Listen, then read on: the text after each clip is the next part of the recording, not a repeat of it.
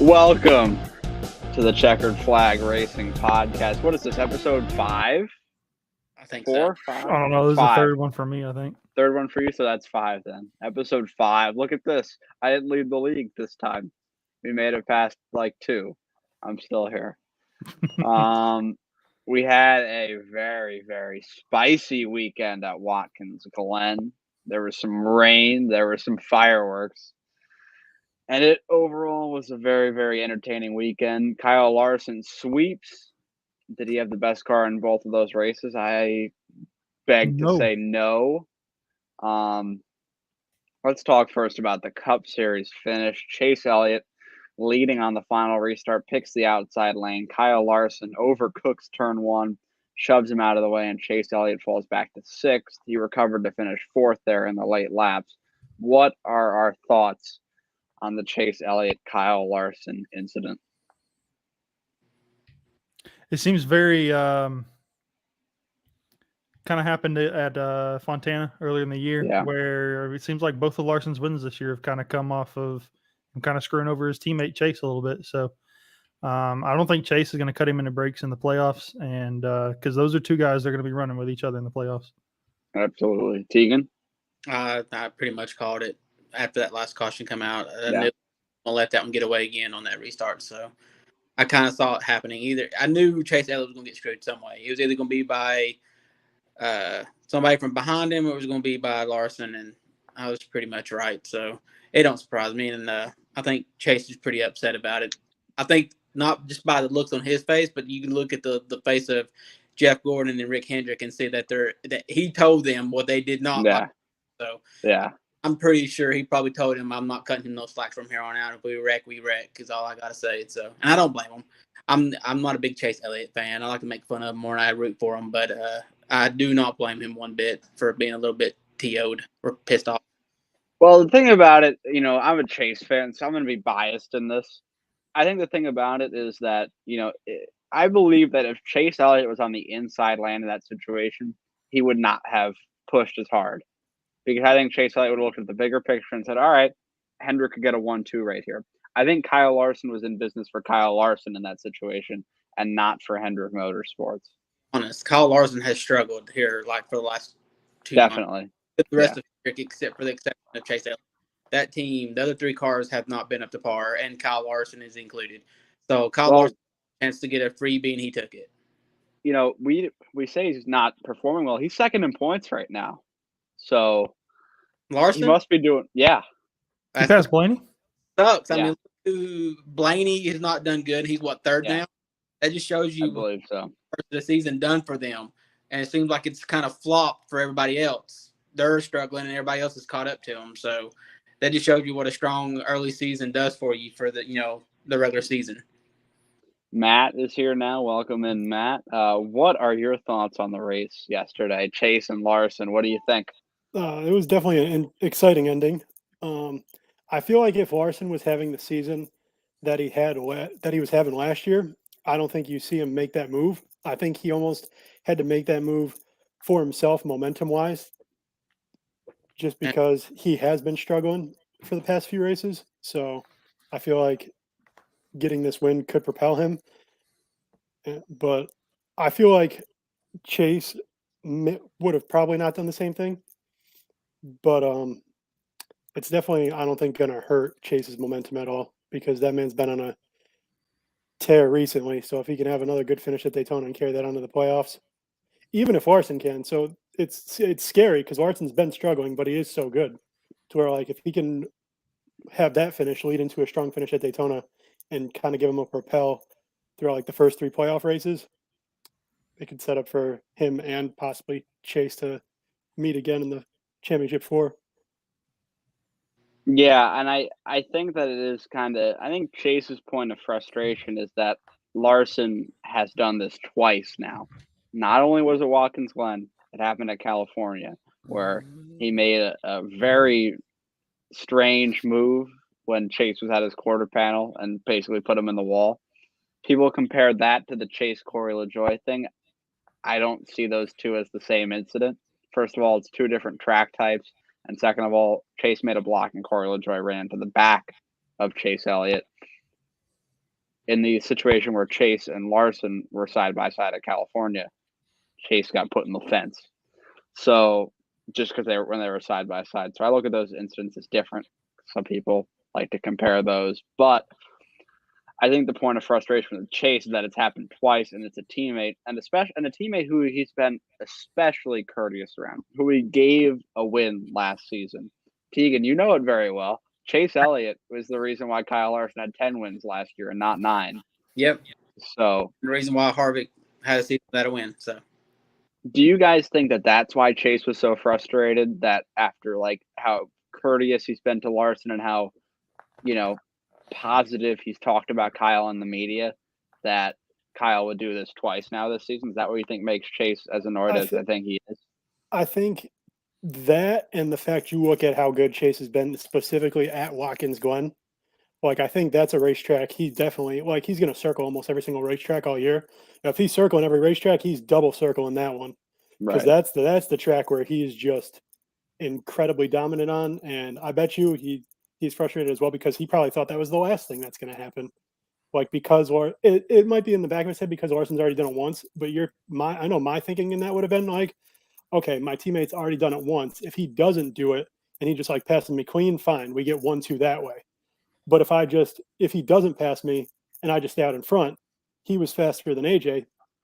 He's just like, okay, we could get 1-2 the other way. But instead, Larson was aggressive and Chase didn't finish top 2. It wasn't a 1-2 Hendrick finish like it should have been. I think he's going to be more mad if he goes back and watches that interview that Larson gave. Larson basically admitted that he took it, that he drove in hard to take the win. And then he also blamed Chase for it. Yeah. He said, I'm not proud of it, but he shouldn't have taken the outside. And that's like, all right, that's your teammate. You should look at him differently than you look at other people. I understand it's racing for a win, but it's your teammate. It's your teammate that gave you a win last season. I understand you only have 1 win. I understand you had 10 wins last year. So my question is, do we feel this way because it's them two? How would we feel, or are we talking about if it was Kyle and Denny Hamlin? Or Kyle and Truex? Would it be the same conversation? I don't know, because it hasn't happened twice, Like, if it happened, let's look back. I'm going to throw it back a little bit. I don't know if this might be a little before your time, Matt. And I don't know if you were in NASCAR at this point, like back in NASCAR at this point, Wessel. But when Carl Edwards pushed Kyle Busch out of the way at Richmond, that's a similar situation. But if Carl Edwards did it again to Kyle Busch, I think it would have been a totally different discussion. So do you guys think that it being the second time is why it's more of a talking point? Or do you believe that it's more of Hendrick Motorsports is such a clean-cut organization that really never had, Jeff and Jimmy had their rivalry, but that's really been it. You see those guys always race well around each other and work towards one goal, which is a Hendrick Motorsports win. So do you guys think that it's because it's being looked at like this because of Hendrick Motorsports' track record, or because it's the second time between Chase and Kyle? I personally think it's you're good, Weasel. You can go. I was gonna say I think it's kind of a mixture of both, right? So it's the second time they've gotten into each other this year, and then there's also that past of Jimmy and Jeff, and these two guys are very similar to them, right? So you got Chase Elliott, who replaced Jeff Gordon, and then you got Kyle Larson, who replaced Jimmy Johnson. So I mean these are very similar situations. They're the two most dominant drivers in their garages, and it's very similar to what happened in the past. Yeah, I was going to say as well. I think it's a little bit of both, but I think it's kind of the way it is because Kyle and Chase don't have the reputation that Kyle Busch has had in the past. So okay, if I'm in this situation, I'm going to hit you, and I'm not going to care about it, about what happens to you. I can get the win. Chase Elliott doesn't strike you as that kind of person. And up to this season, Kyle Larson didn't, which I don't know. I still wouldn't say Kyle Larson is that kind of person. But now hey, if I'm in the back of you, it doesn't matter if you're my teammate. I might just send you. And I understand it's different in the playoffs, which they're getting to now. But I think Kyle Busch has definitely had that reputation of moving someone in the past, along with Hamlin. But you just have never really seen it from Larson until up until this year, and you really don't see it from Chase much at all. Tegan, what do you think?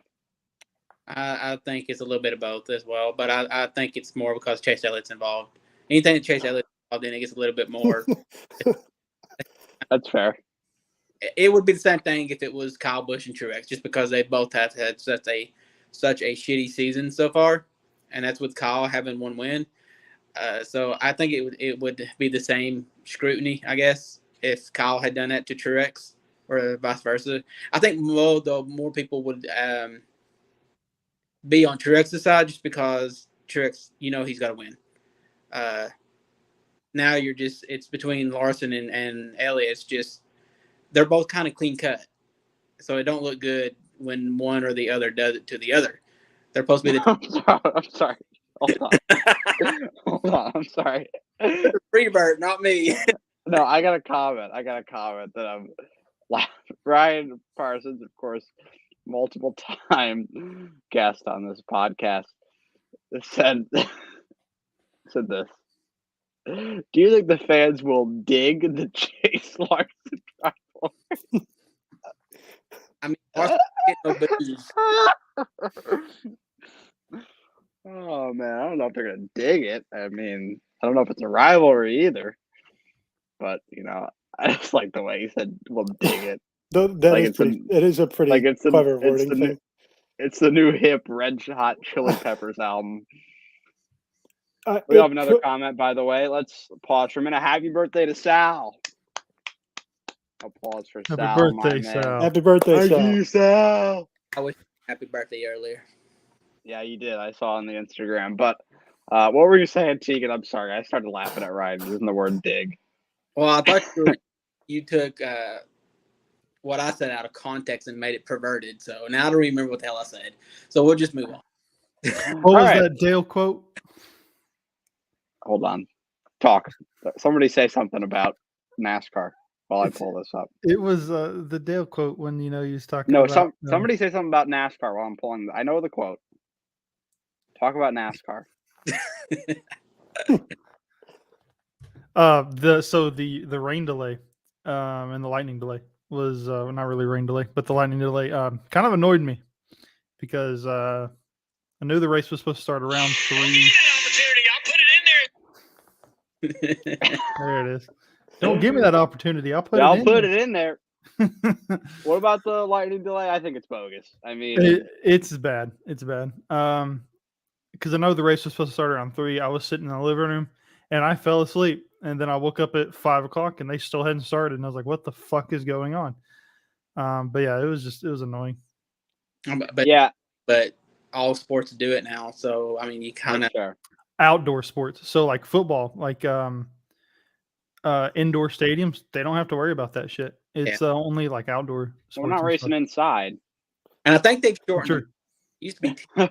They brought it down to 8. So yeah, it used to be 10 miles. Yeah. Now it's 8. Yeah. And why is it 30 minutes? Because a rain cell can move so many miles in 30 minutes. Yeah, but it is 30 minutes. Oh, it is 30 minutes for outside sports. Like I know in the NFL, if they're in a lightning delay, and this is from like high school going up to the NFL, you have to wait a mandatory at least 30 minutes. So I don't know why it's 30 per se, but I know NASCAR probably just adopted the 30 minutes that's been used in baseball and in football as well. And I didn't mind it. I didn't mind them going against the decision of starting in the rain just because there were so much puddles. I think that would have been a total shit show. We would have had torn up cars in the first 2 or 3, 5 laps of the race just for them to red flag it anyway. So I thought it was a good call to wait. The track was going to quit raining in 5 or 10 minutes after the race started anyway. Right. So there was no sense in starting it and taking the chance of tearing up some cars. So I think they did make a good call on waiting until the rain actually went out. And we got to see some, rain tires. I mean, that's what everybody wants to see. Which is fun. That's fun. Race. I mean, it was a good race for this race. It was. But other road courses, I don't like it. It doesn't work. Why? It's just, I guess I think everybody is more comfortable with Watkins Glen. It's been on the freaking schedule for 30 years. So everybody knows that track a little bit more, and they're more comfortable with even putting on rain tires. I mean, I would even say they're more comfortable with it at Sonoma. It'd probably make it more or less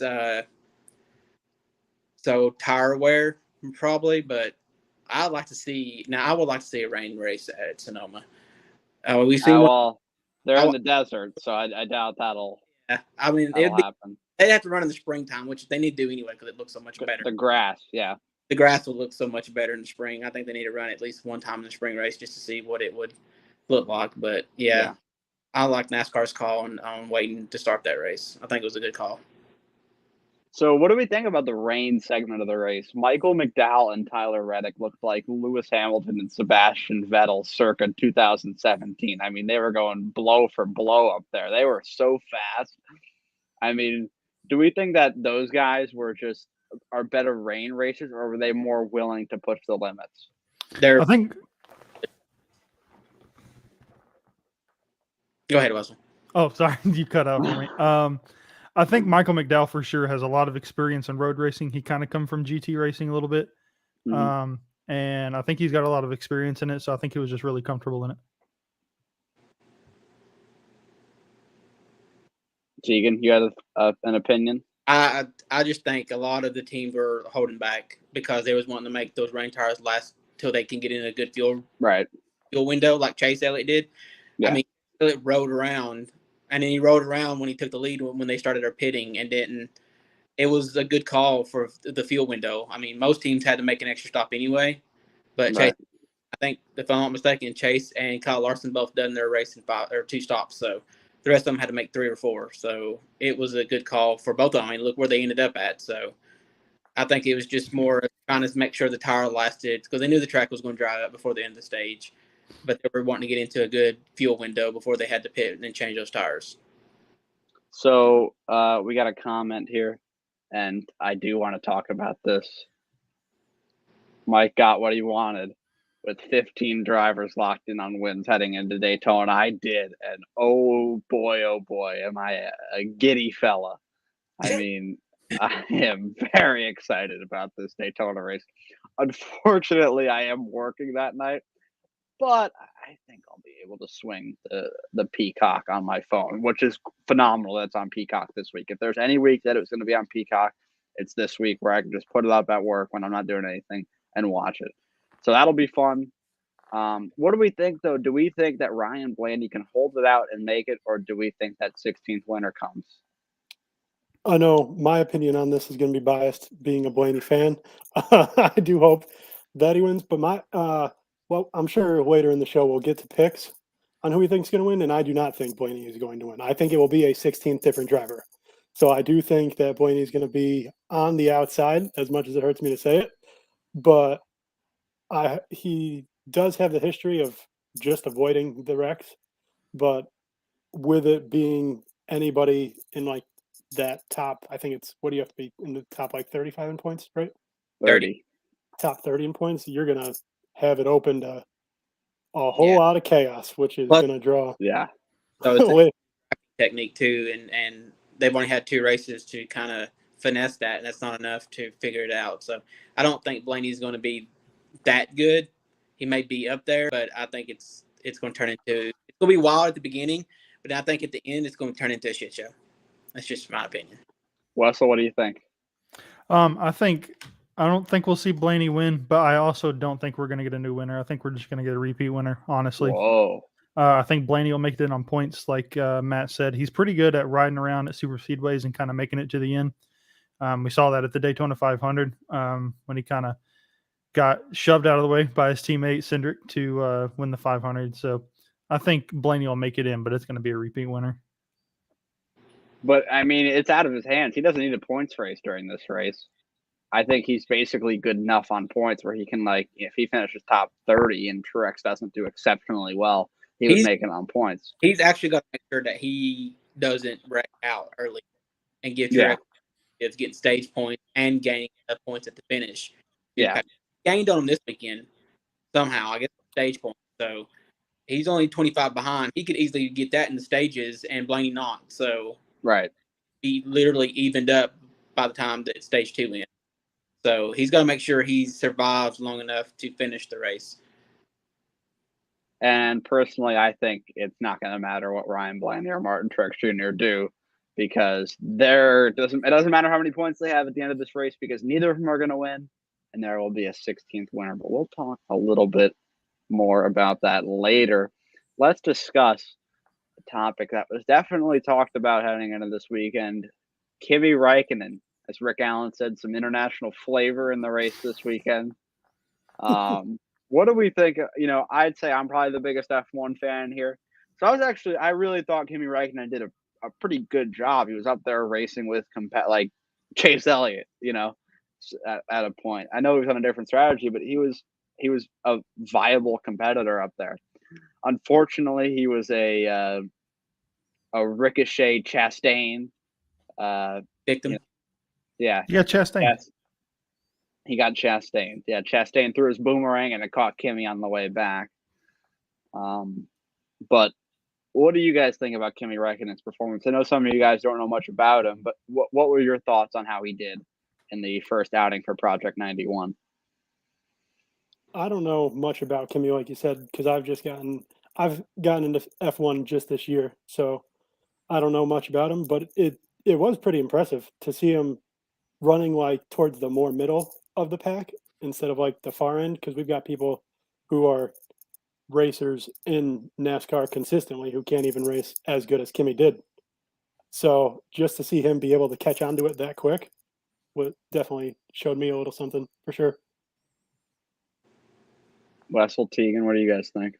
I think he did really well. At one point, I think he ran up to 9th, I think was his highest running position. 8th, he got up to 8th.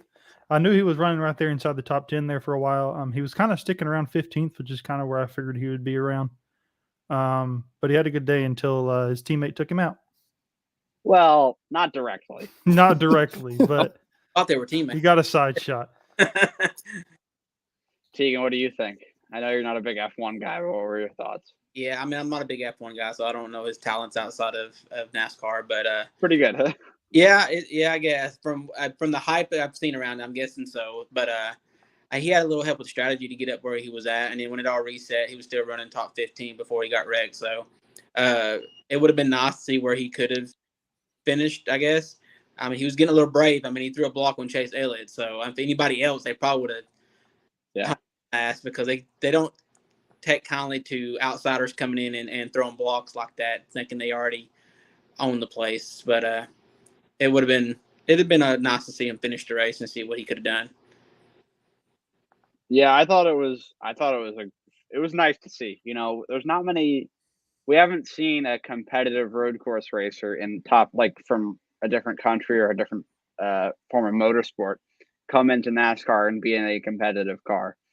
So it was really nice to see that, and it was nice to see a guy like Kimi Räikkönen. I mean, you might not see a guy as big of a name in the international motorsports landscape as Kimi Räikkönen.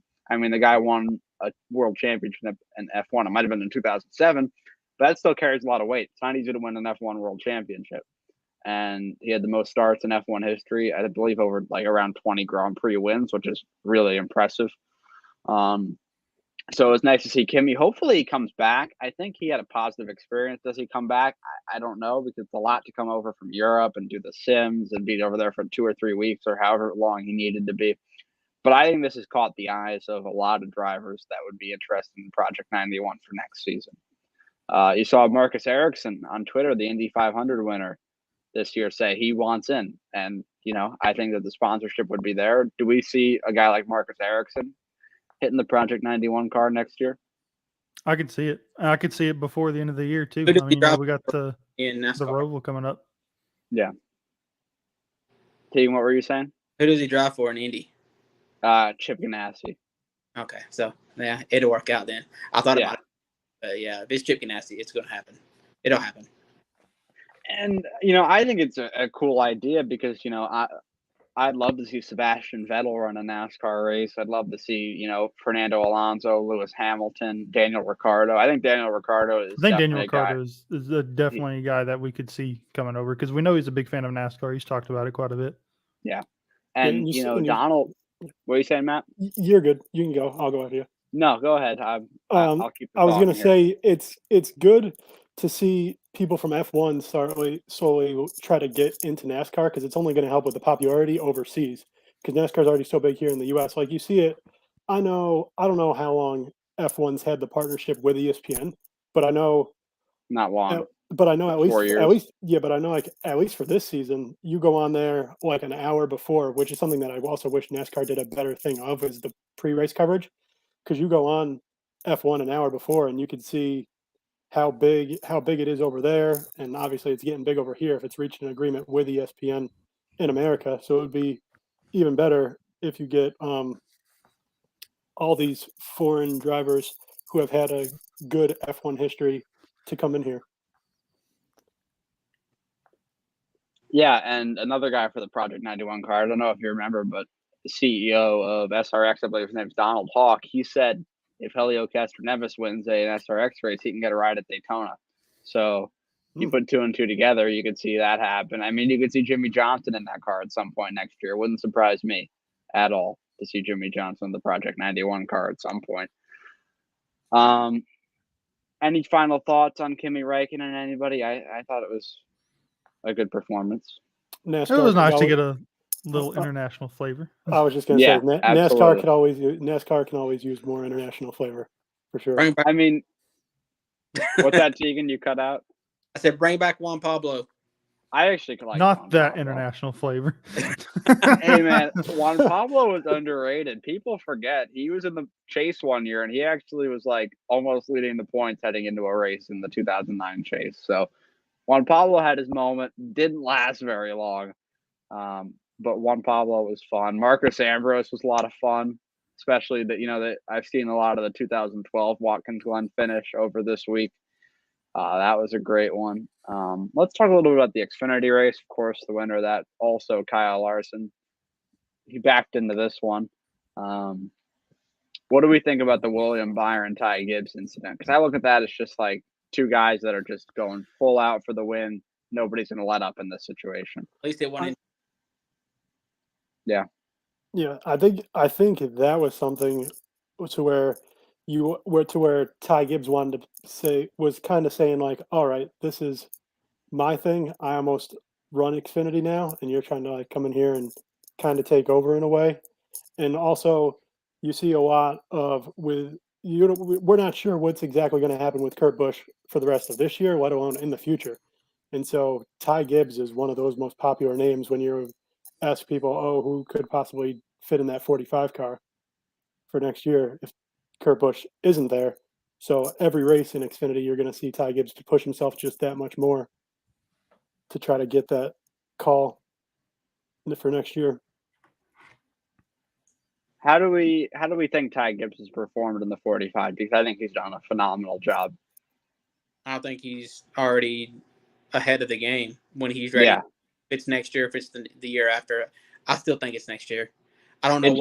It should be next year. There's no point in keeping him down there for another year. He doesn't learn anything. It puts him behind more.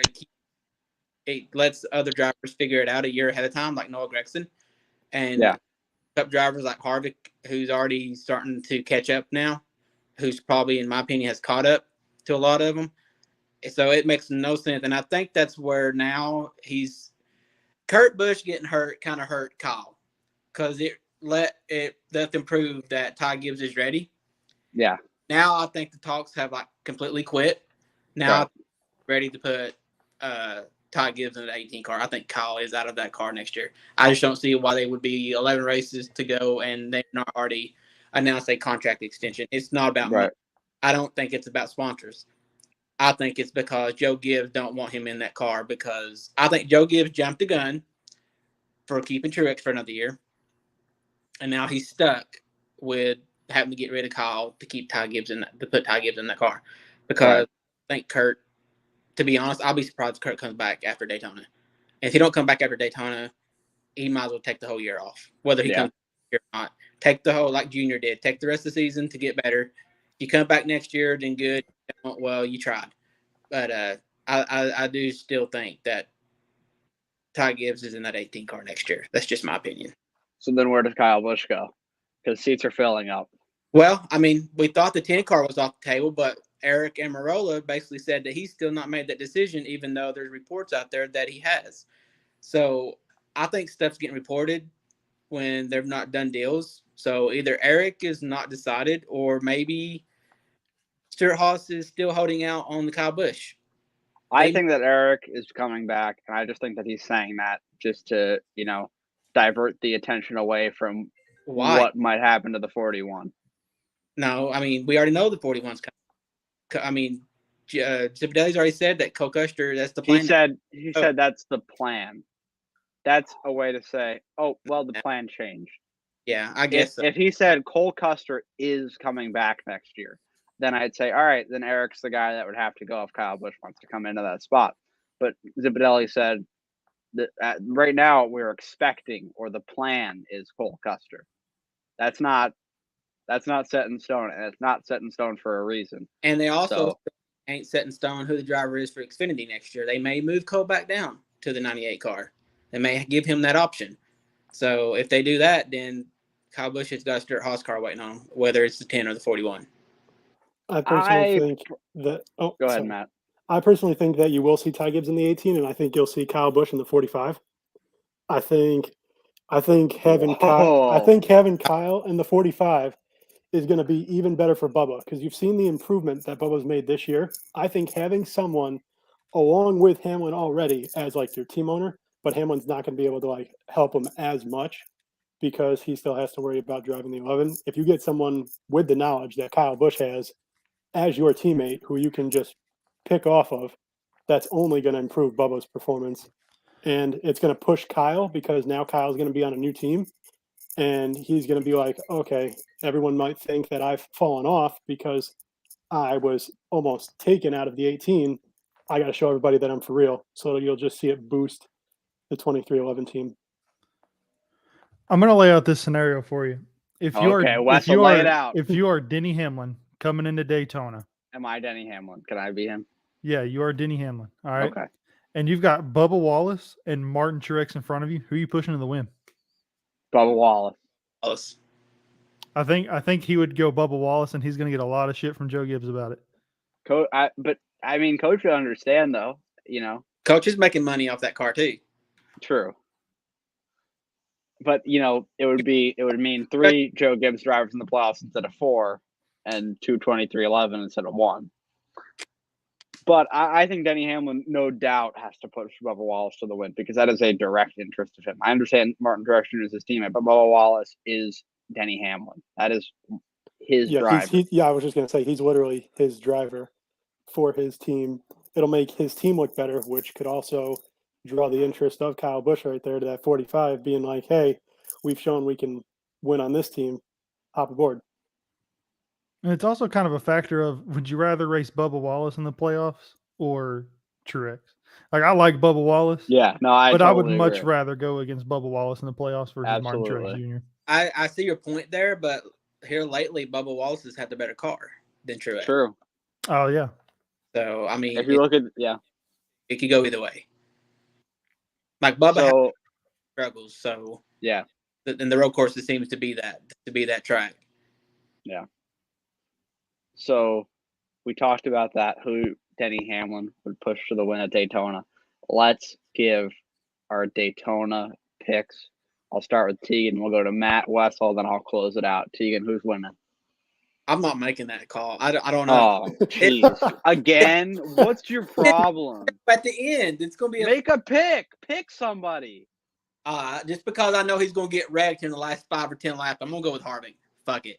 Okay. Maybe I'll break the fucking jinx. Maybe he'll actually be able to finish one without getting fucking wrecked from behind like Larson did to him earlier this year.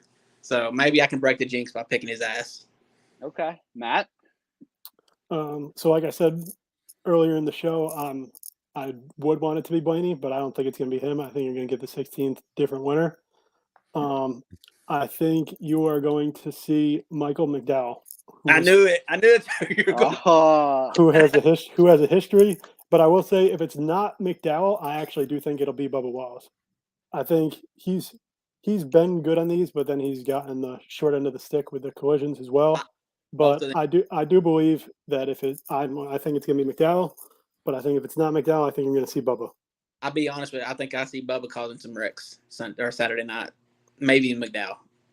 There'll be some desperate people out there. Yeah. that's going to be causing the issues. Wessel? I think we're probably going to see a Ford driver. And there's only 2 Ford winners this year, right? I believe, maybe. Yeah. 3. No, 3. 3. Yeah, four, Harvick. four. Harvick. Cindric, Cindric, Briscoe. Logano. Yeah. Briscoe. Yeah. And I think we'll probably see maybe Cindric or Logano, honestly, pull this out. Penske has been very good these last few years at getting to the end at Daytona.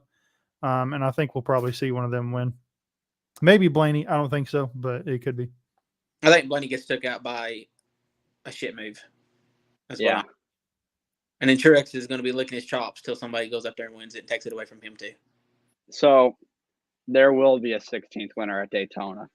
And the name that went through my head is Bubba Wallace. But I feel like that name is too obvious. It's like, oh, that's the guy you would pick that you think is the best super speedway racer that is currently out of the playoffs. A name that also peeked into my brain, Eric Jones. Eric Jones is a spicy one. I think he'll get close. He won't get it done, though. And there's a guy. He's won at Daytona before. He's won a duel this season. He is a championship caliber driver. Brad Keselowski is going to win at Daytona this week and weasel his horse face ass. I would take Chris Buescher. I would take Christopher Buescher over Brad K right now. So he said championship caliber. I'm like 17 car. Ain't 6 car either, but I see where you're getting at. He's a championship driver. That's what I'm saying. A championship caliber driver. I think that Brad Keselowski wins this race. This race does kind of. I don't know. It like Brad hasn't shown much this year from the 6, but this race does scream a Brad Keselowski race if he goes back to his old roots of like, hey, I gotta do whatever possible to win.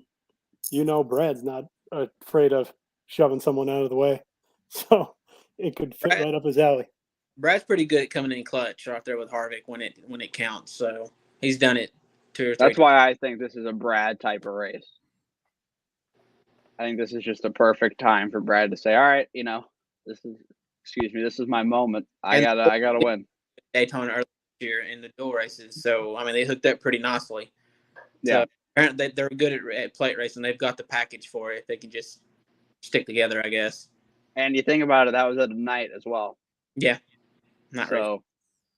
And it just seems like Brad is RFK has been sneakily getting better. Like they're not at the forefront of your mind, but they're also not at the back of your mind either. They're kind of right in the middle, and they weren't like that all season. Christopher Buescher, he's had some chances to win throughout the season, and Brad, it's just an underwhelming season from Brad, but I think that he's going to pull it off this Saturday night and win.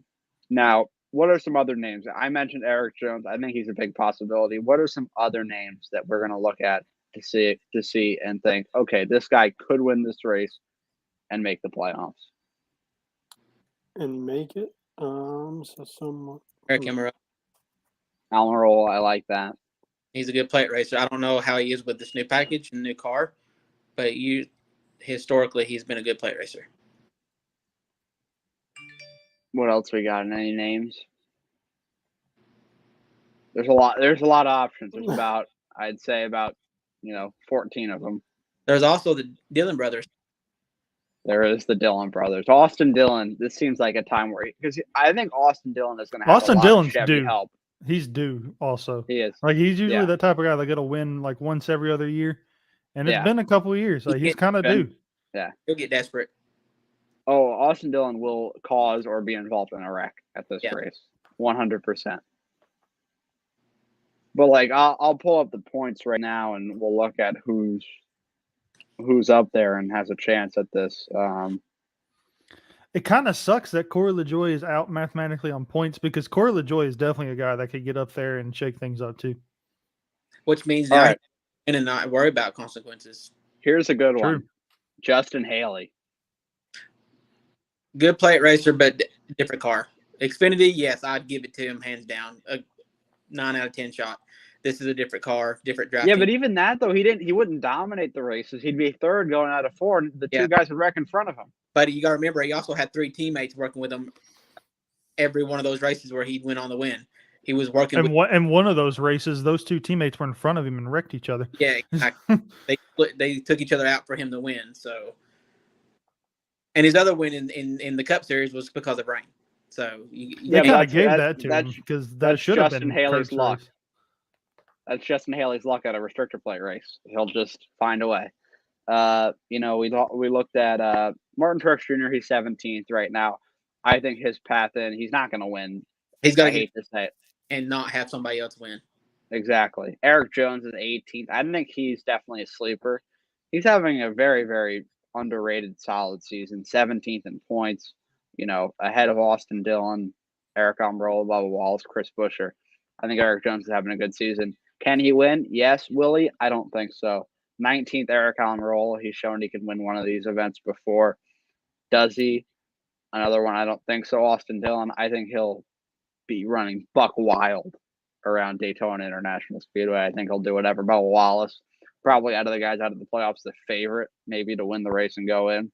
Chris Buescher, he's a guy that I think could do it. I mean, he's shown he can get to the end of the restrictor plate races. He always finds a way to be there at the end. He never really wins them, but you're like, oh, Chris Buescher with another sixth place finish at a super speedway. What do you guys think about his chances? I think he's gonna. Yeah, go ahead, Matt. I think he's got a. I think he's got a good chance. You've seen it with the restrictor plate races this year. The Fords have shown that they can be really, really, really good at pushing and at taking a push as well.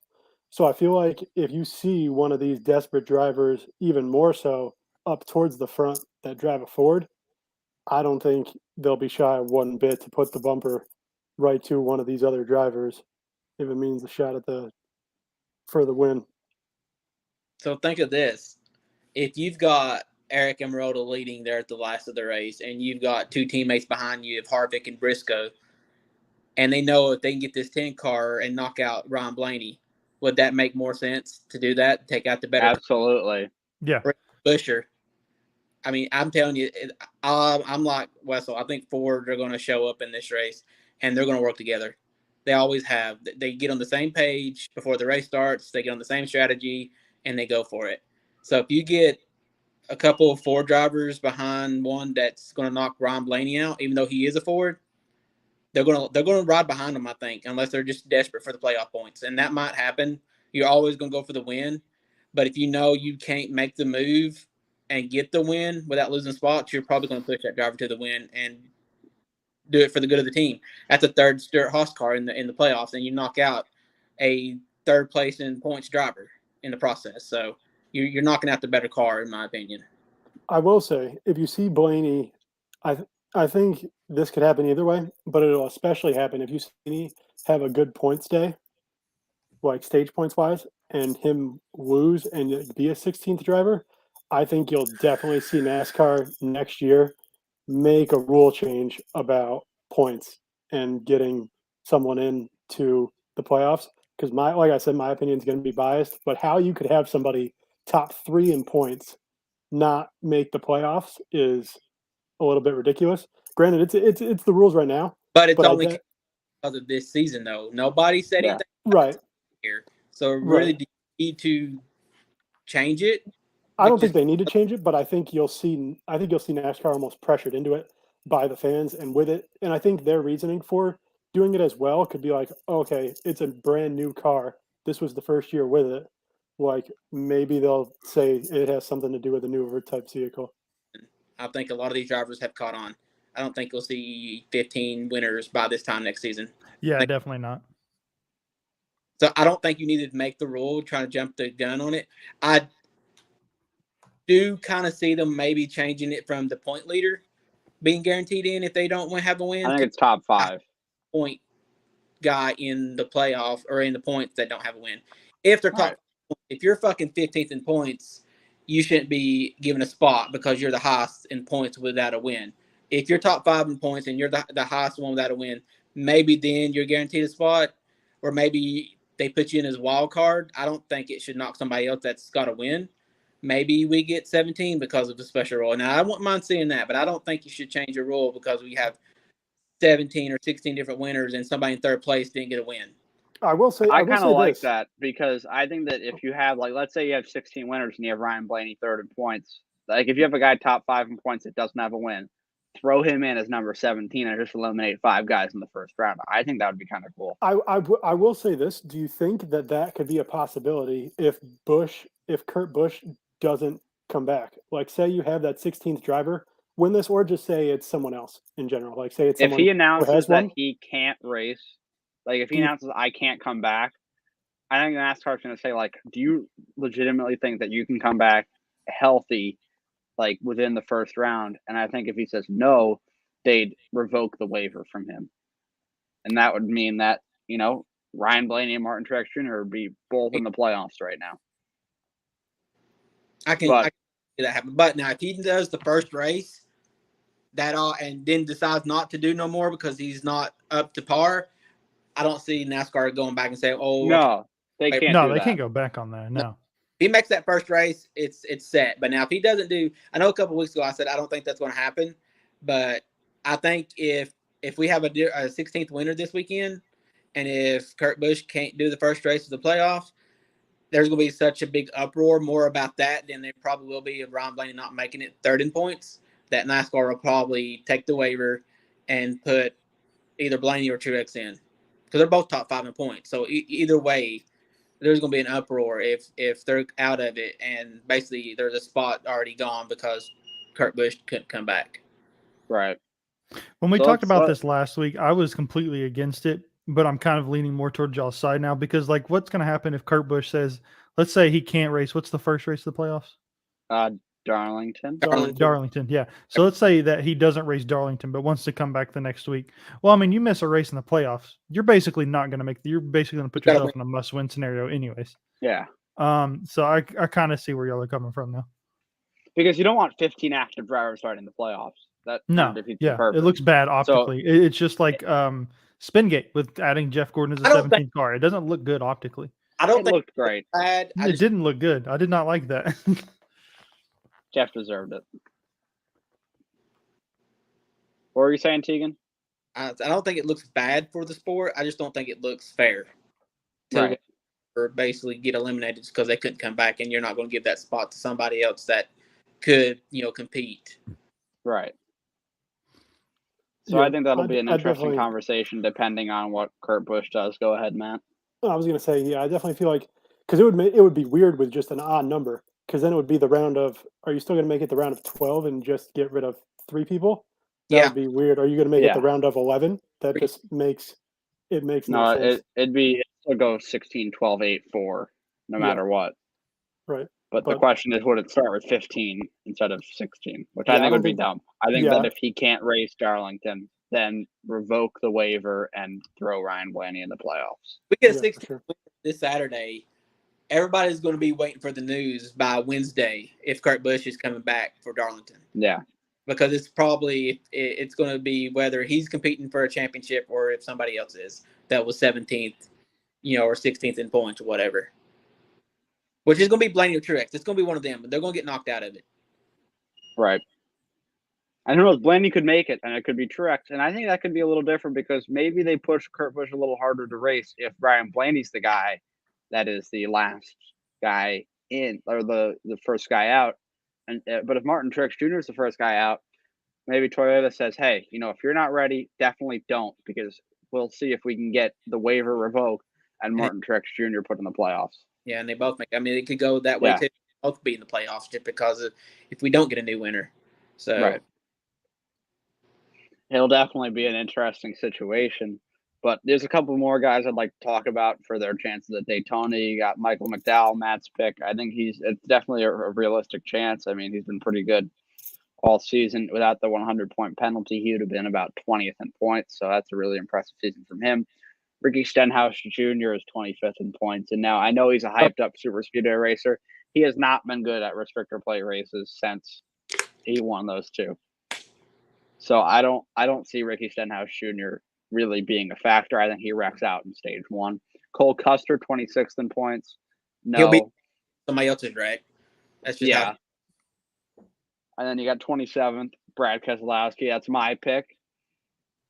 He's going to do it, baby. Brad Keselowski. He's going to be in a wreck. Brad's kind of gotten, in his older age, he's gotten a little too, his eyesight's kind of going off on him at super speedways. So he's been causing a lot of wrecks these last few super speedways, and I think he's going to cause another one and end up bad in it. All right, that's fair. Harrison Burton, 28th in points, maybe. He ran good in before Brad wrecked until he flipped. Right. Yeah, that's Brad, fair.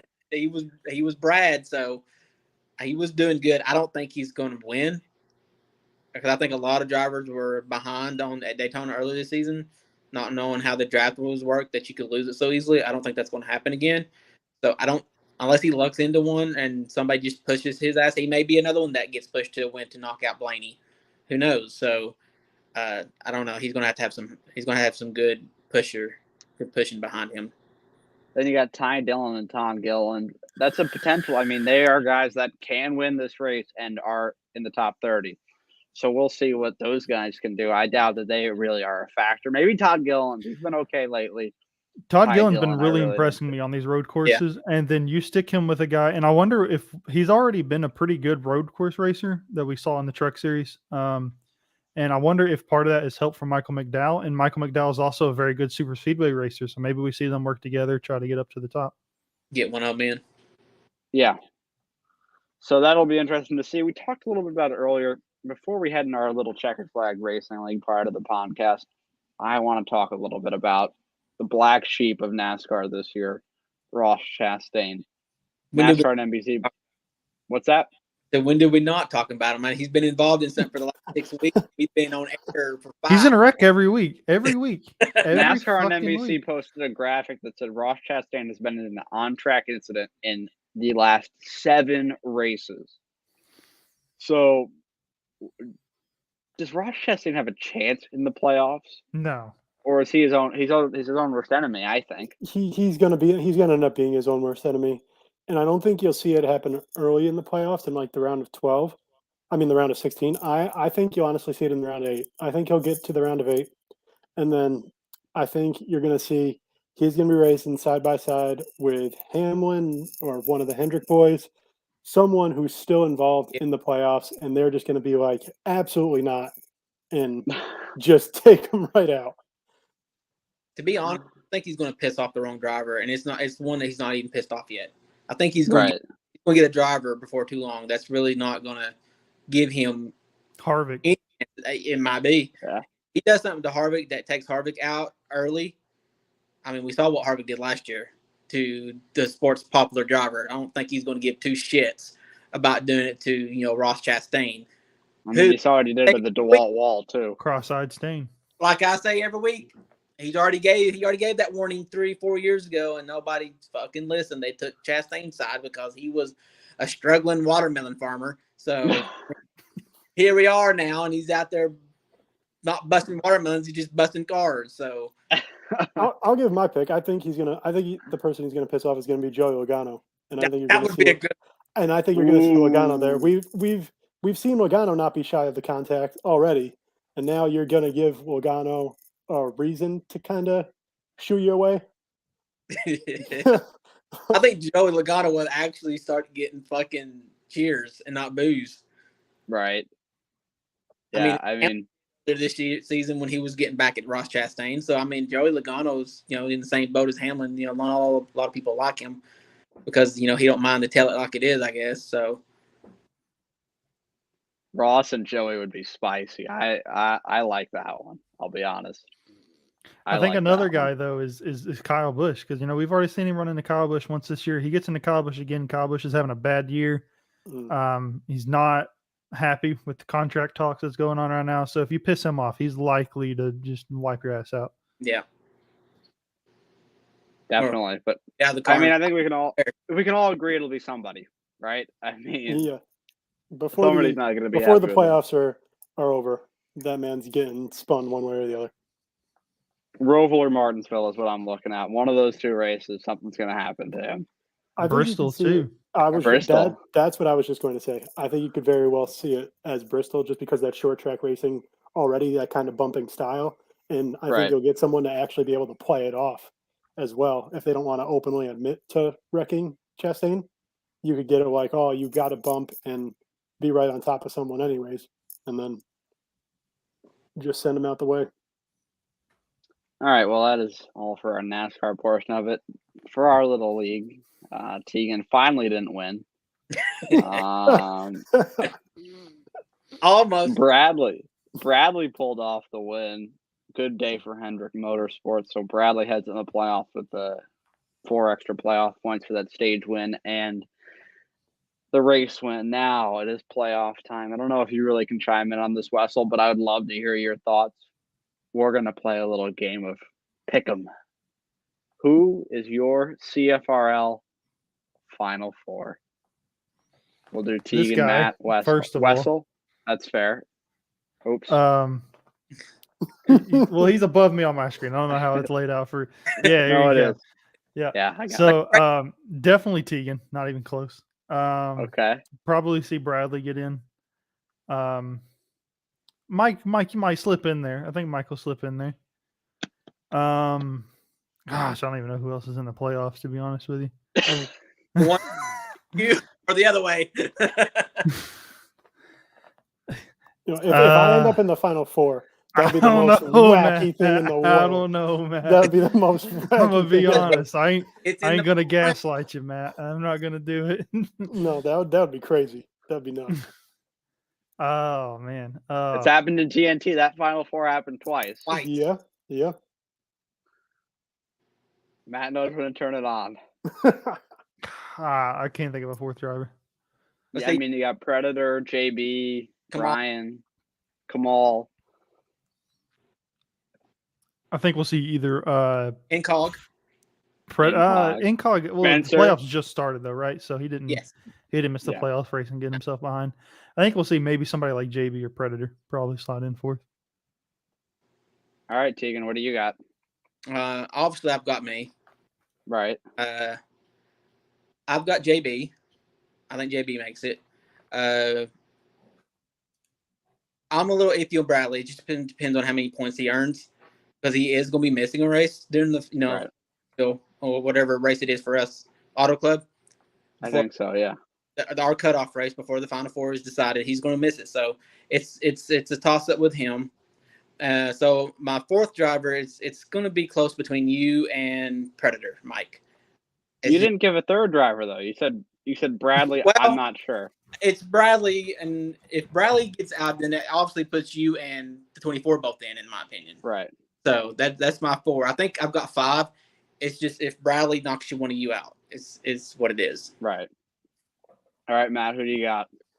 So I've got almost the same 4 that everybody's been saying so far. I do think you'll see Tegan, Bradley, Mike, and JB. I didn't know Bradley was going to miss that race, so that could kind of throw in like a kind of wild card type scenario. But I will say if Bradley isn't in because of that, I will say you'll see it either be. So the one real wild card for me is Kamal, because his Wi-Fi has been going bonkers. But it's getting better. But you see, like even in just the races that I ran in last year and racing in it this year, all year, you could see how fast and how good he is. Like when he's not lagging or doesn't have Wi-Fi issues. So that's my wild card. But I'm going to say that as that 4th driver, I could see any trio of him, Ryan, and Predator. I think one of those 3, Bradley. I don't know. So what was I saying? That I think it's going to be Tegan. I think it's going to be Tegan, Mike. Named off 10 drivers. Yeah. So I was going to say Tegan, Mike, Bradley, and JB would be my 4. But if Bradley can't make it, I think you're going to see it be one of those 3. Yeah, so mine, I go Tegan. I think that he could miss the entire last round and win and still make it. So I think that'll be good. I think Wessel's fire alarm is going off or something, it looks like. But burn it down. Burn it down. I'd like to say, this is going to sound a little arrogant, but I feel like I have definitely elevated myself to be a top competitor this year. So I'm disappointed if I'm not in the Final Four, and I think that I will be. I I think JB is a guy that, he's always there. I think he can make it. And I do believe that Bradley is going to accrue enough playoff points to where he can do it. But the thing is, Predator is a guy that could win on any given week. So I think, as Tegan said, it comes down to 5 guys. Slimming it down to 4 is going to be a real challenge. But I personally, right now, no matter what, because really, honestly, there's one guy that's going to make it, and there's 4 or maybe 5 guys that are trying to get the other 3 spots. 3 spots, yeah. So what I'm going to say right now is I'll go Tegan, myself, JB, and Bradley. But I think it's going to come down to the wits' end, and it's going to be under 5 points on who makes it into that last spot. I think it's going to be close. And I absolutely think Predator's got a great chance. I think even Ryan can pull it off. Well, let's put it this way. If Bradley wins a race before he misses that race, then it's really going to be a toss-up. Yeah. Locks in 2 of us. And, there's 2 spots for 4 people to grab. 4 good people, to be honest. So if Bradley can win a race, it throws even a bigger monkey wrench into it. He don't have to sweat throws. That means another good driver is going to be out of it. Well, no matter what, it's going to be interesting. We have our first playoff race this week at Darlington, so that'll be a good one. And any final thoughts before we get out of here? I don't think so. Well, thank you all for joining me, and we will see you back here next Monday. Thanks for watching, everybody.